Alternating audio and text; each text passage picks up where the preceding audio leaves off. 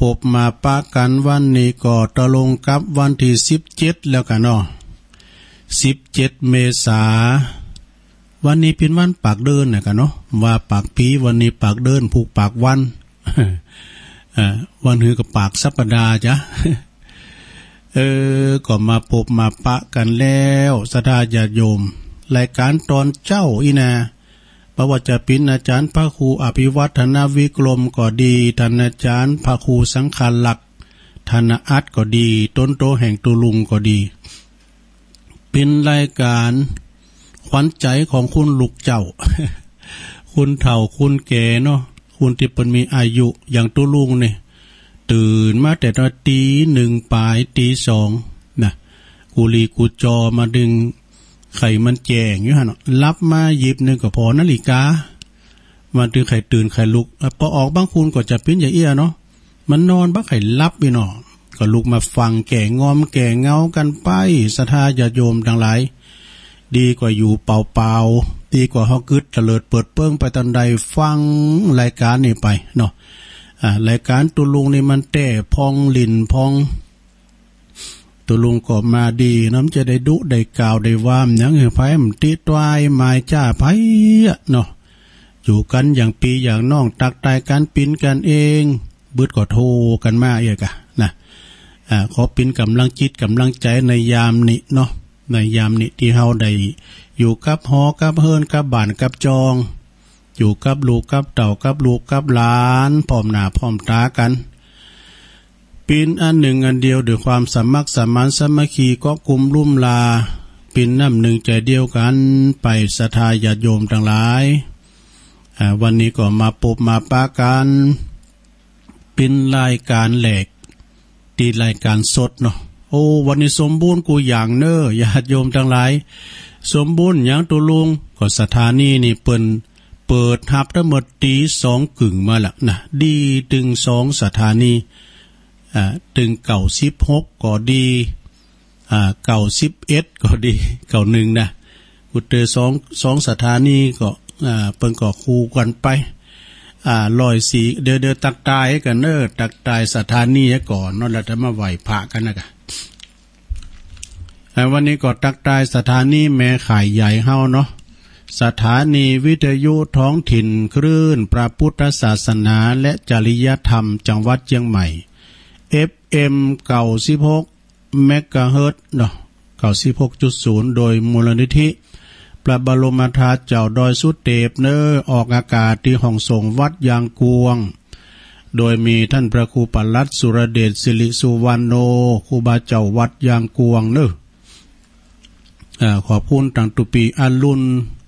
ตุปีท่านอาจารย์ประสิทธิ์ที่อยู่บนดอยโดยที่เปิ้นได้ก็เกี่ยวสัญญาณไปเนาะลิงก์สัญญาณไปส่งกระแสกระจายเสียงไปถึงศรัทธาญาติโยมที่อยู่ทั้งบ้านทั้งจองกันมีเปิ้น2ตุนนี่เฮาก็ได้ยินกันเนาะมีพระจักเชื่อมสัญญาณเนี่ยได้ฟังเพลงมนๆเนาะศรัทธาเนาะโอ้เพลงแบบบักเก่าแห่งความหลังเพลงดังในอดีตสมัยปอยเมเขาปิ้นหนุ่มปิ้นสาวกันเนี่ยเนาะวิทยุคณะสงฆ์ของคณะสงฆ์อำเภอฝางโดยมีเมตตาบารมีธรรมหลวงปู่พระครูสุจิตานุรักษ์ด็อกเตอร์เจ้าคณะอำเภอฝางครูบาเกลเฮา FM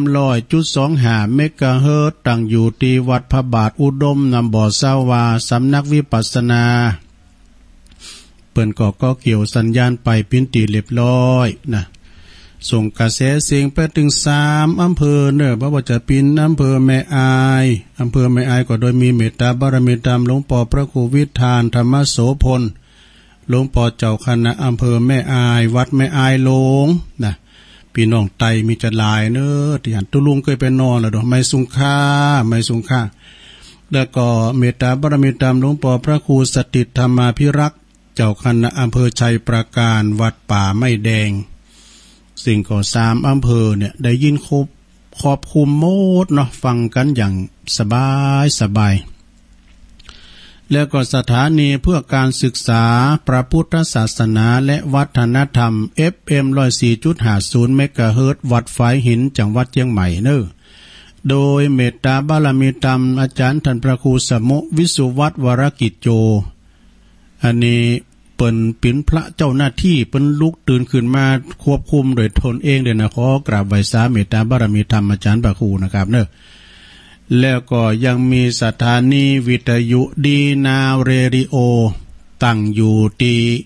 หน้าวัดบ้านเวงน้องหล่องหน้ากาติดบ้านเวงน้องหล่องเนาะ91.0 นี่นะโดยมีคุณหน่อยเกษมศรีสุภาอินดีเจยองซึ่งเป็นผอ.แล้วก็มีอาจารย์สว่างกันทมูลเป็นก่อเป็นเจ้าหน้าที่ลิงก์สัญญาณไปต้องขอเจริญพรขอบคุณครับอาจารย์สว่างกันทมูลจากร้านเวียงทองพาณิชย์นะแล้วก็สถานี 89.50 บ้านทุ่งเรดิโอ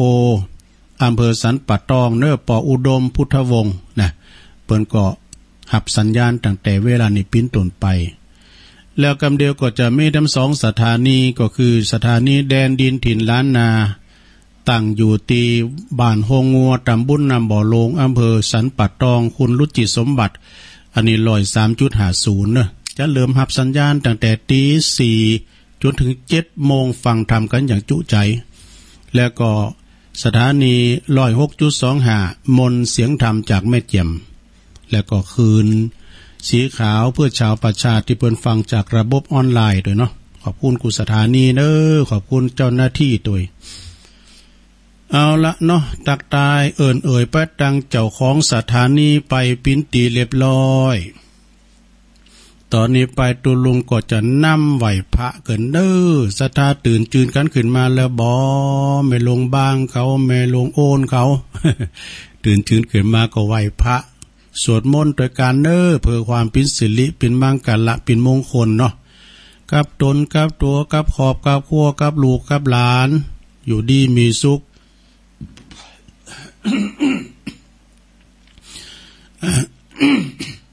อยู่ดีมีสุขกันเน้อต่อไปก็ไหวพระเนาะ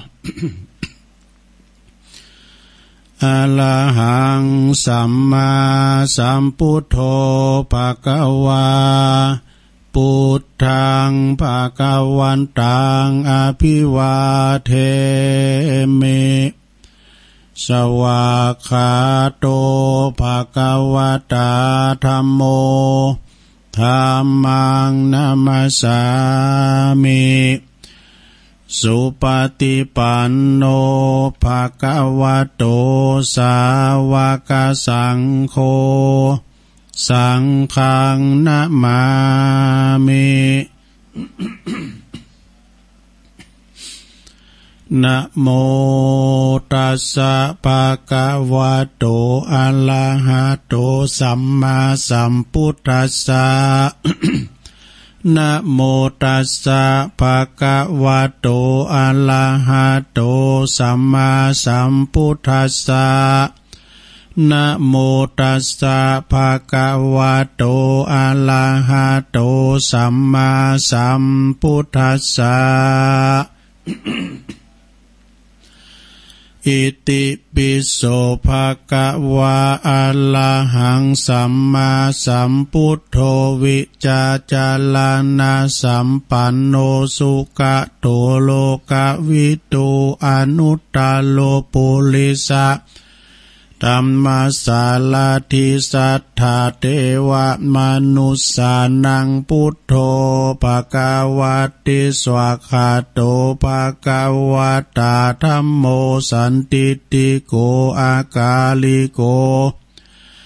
เอหิปัสสิโกโอปันนะยิโกปัจจตังเวทิตาโปวินโยหิติสุปฏิปันโนภะคะวะโตสาวกสังโฆอุจจุปฏิปันโนภะคะวะโตสาวกสังโฆยายะปฏิปันโนภะคะวะโตสาวกสังโฆสามิจิปฏิปันโนภ ภะคะวะโตสาวกสังโฆญาติตังจัตตาลิปุริสายุคานิอัฏฐปุริสะปุคาลาเอสะภะคะวะโตสาวกสังโฆ อาหุนายโยปาหุนายโยตักขินายโยอัญจลิกาละนิโยอนุตตลังปุญญเขตังโลกัสสาติจะยันโตโปธิยามูเลสักกายานังนันติวัตตโนเอวังตวังวิจัยโยโหหิใจยสุใจยมังคันเลอปัลลาจิตตะปันลังเกสีเสปัทวิปุคันเลอภิเสเกสัปปะพุทธานังอากาปะโตปโมทติสุนักตังสุมังคัลลังสุปาปาตังสุหุติตังสุขาโนสุโมหุตโตจะสุยิทังพลัมมัจจาลิสุปัทขินังกายกัมมังวาจากัมมังปัทขินัง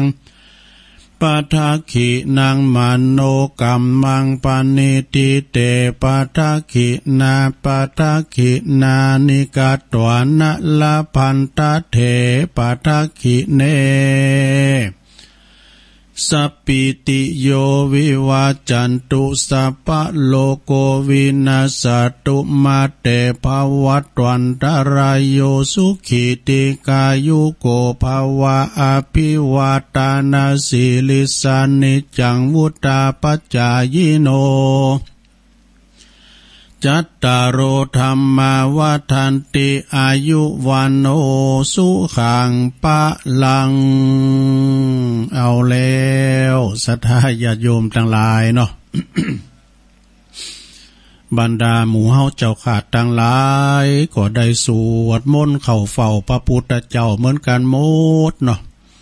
ขอปฏิตไลรัตนะผ่านแผ่วพระเกี่ยวเจ้าทั้ง3ประการจงดลบันดาลมาปกป้องคุ้มครองรักษายังครูบาอาจารย์พระสงฆ์องค์สามเณรเจ้าอยู่กับวัดกวาขอให้มีสลีติคาอายุมันยืนยาวอยู่กัมจูปูจาวาลพุทธศาสนาไปเหิงเมื่อนานปินเนิ่นนาบุญศรัทธาได้กราบได้ไหวยึดเหนี่ยวจิตใจเป็นผู้นำตั้งศาสนาตีดีเผยแผ่สัจธรรมของพระพุทธเจ้าของเฮาเปิ่นมาตานกุกเขาก็เอวังโหตุมันแน่นอกแน่นใจตลอดถึงคณะศรัทธาญาติโยมเนาะปีใหม่ก็จะผ่านเฮาไปปีใหม่เมืองน่ะก็คือมีสุขภาพพลานามัยสมบูรณ์แข็งแรงคือสบายกายสบายใจสุขกายสุขใจสุขกายก็คือปราศจากทุกโศกโรคภัยขอเจ็บไปหือมาไก่ขอไข่จะไม่ได้หือมากายเนาะขอต่างงานสุขใจก็ปราศจากความโลภความโกรธความหลงเนาะอยู่กินไปตานกันไปศรัทธาญาติโยมทั้งหลายอยู่ดีสบายมีความปรารถนาสิ่งหนึ่งสิ่งใดก็สมมโนมัยใฝ่อ่างเด้ออย่างว่าศรัทธาญาติโยมเฮาก็ฟังกันไปตักตายไปยังครูบาอาจารย์ที่เป็นคือการสนับสนุนว่าจะเป็นพระครูสมบูรณ์การทับปาพระครูเฮานี่มั่นคงในศาสนาปิ้นกำลังจิตกำลังใจคือตุลูกตุหลานเนาะพระครูสมบูรณ์การทับปานี่เปิ้นมีบทบาทสำคัญนำกินน้ำตาลปิ่นผู้ที่ว่าหือกำลังคิดกำลังใจกับหมู่เฮาเจ้าขาดต่างหลายบ่ว่าจะปิ่นตังประครูวันลบนามวงพรหมอันนี้ก็มันว่าวันที่15ว่ามซื่อนี่เป็นวันเกิดเพิ่นนะอำนวยอวยใจให้ประครูมีความสุขมีความเจริญมีความสุขกายสบายใจมีสุขภาพพลานามัยสมบูรณ์แข็งแรงประครูพระดังปะคูอ้วนด้วยปะคูอ้วนวัดดังบ้านเป่าบุนะปะคูอ้วนนี่ก็เป็นปูชนียบุคคล เปิ้นหูจักกว้างขวางไปหม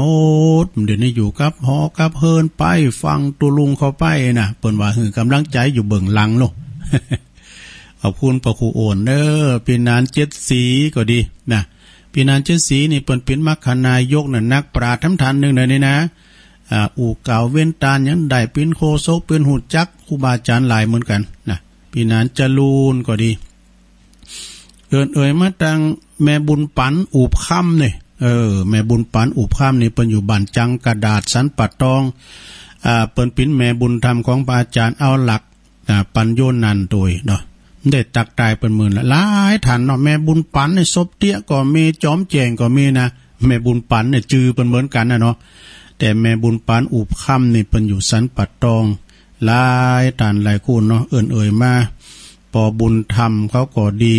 เนาะหมูเปิงต่อไปเฮาก็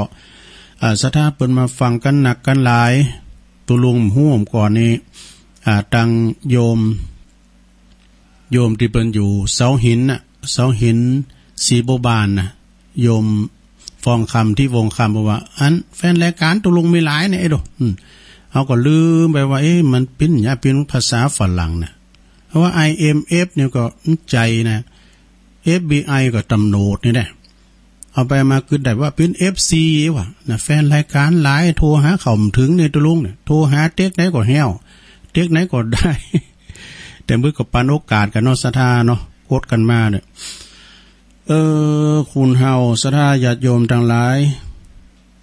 ชอบฟังยังก็ฟังกันไปฟังน้ำฟังธรรมเนาะตอนเจ้ามันปลอดโปร่งดีศรัทธาญาติโยมทั้งหลายอย่างกำบักเก่าตุลุงเคยวานะคนลวกเปิ้นสอบฟังเพลงนักเลงเปิ้นหูมฟังข่าวคนติ๋มใจบ่าวเปิ้นสอบฟังซอ คนมอกกำเปิ้งกำป้อหูมฟังนิยายคุณเปิ้นไข่สบายก็ฟังไปกันเนาะฟังสเปเฮละฟังน้ำฟังธรรมไปนะคุณเฮานี่เฮาเกิดมาในใจกรรมเนาะกรรมจำแนกชีวิตคุณเฮานะและสัตว์ทั้งหลายแตกต่างกันไปศรัทธาญาติโยมทั้งหลายบางคนก็คุณรูปหล่อบางคนก็คุณรูปงามคุณสวยคุณหล่อคุณงามมันเหมือนกันด้วยบางคนก็คุณโรยบางคนก็คุณตุกจนกันอยากนี่มันมีไปสัปปะ บางคนเกิดมาก็ทุพพลภาพนะเหมือนเปิ้นเหมือนตาลก็ดีบางคนก็เล่ล่อนมิตรที่อยู่ที่อาศัยเนี่ยมันเหมือนกันนะกรรมจำแนกดูซะนะเนาะมาเยี่ยมเหมือนกันนี่นะก็ฟังธรรมกรรมวิบากนะที่อาจารย์หลวงปู่มานิดเปิ้นเตให้ฟังกรรมวิบากมันจำแนกลูกกรรมป้ามาแต่งใบจงภูมิใจแต่ไม่หลวงเด้อไม่หลวงเกิดมาปิ้นโตปิ้นตีนเป็นคูนเตียวดุ่มๆนะจงภูมิใจเด้อนะ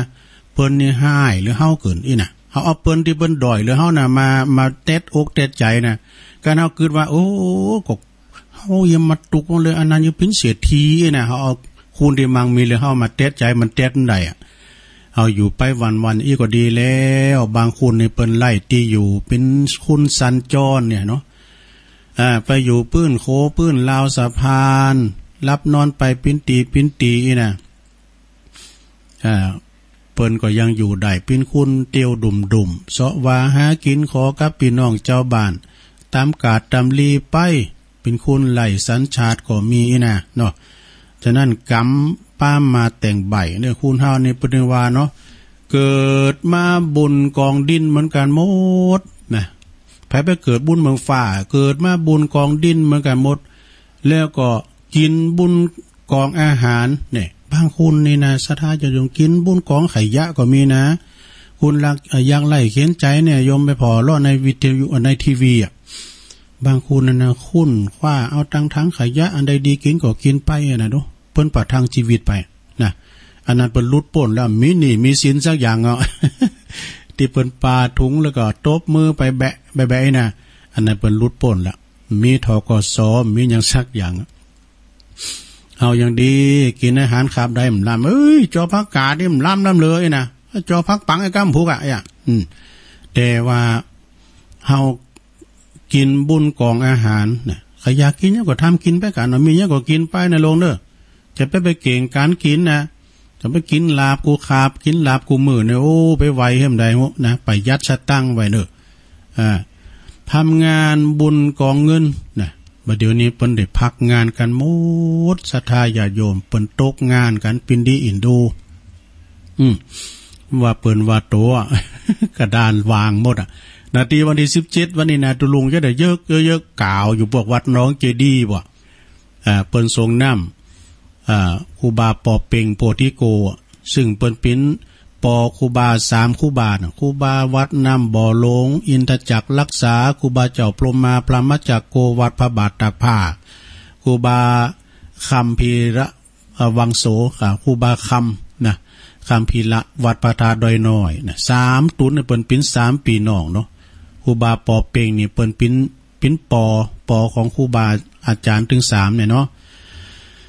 เนี่ยทำงานบุญกองเงินสดาญาติโยมเดินบุญกองทรายเนี่ยไปเดินบุญอากาศเรื่องไหนเดินบุญกองดินกองทรายนี่แหละตายบุญกองฟอนน่ะสดาญาติโยมเนี่ยตายบุญกองฟอนนะนอนบุญกองไฟดูมันดึงได้ไปหมดนอนบุญกองไฟสุดท้ายเหลือแต่กองขี้เตา เอาไปใดก็แต่กองบุญต่ออันศรัทธาเนาะตามคุณงามความดีกันไว้ คุณงามความดีอันนี้ก็บ่นี้หายไปไหนเนาะนะก็จะติดซอยหอยตามเฮาไป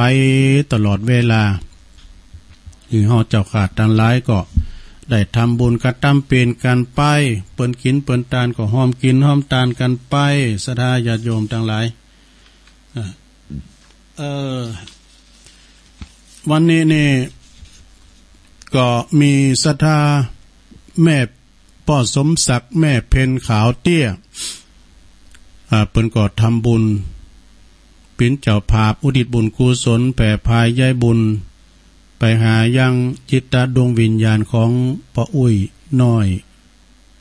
เงินน้อยปันกะอุ้ยปันจินาอิตัวแล้วก็นายอเนก ชัยกาวินตันไปหาปอสอนชัยใจกาวินตุย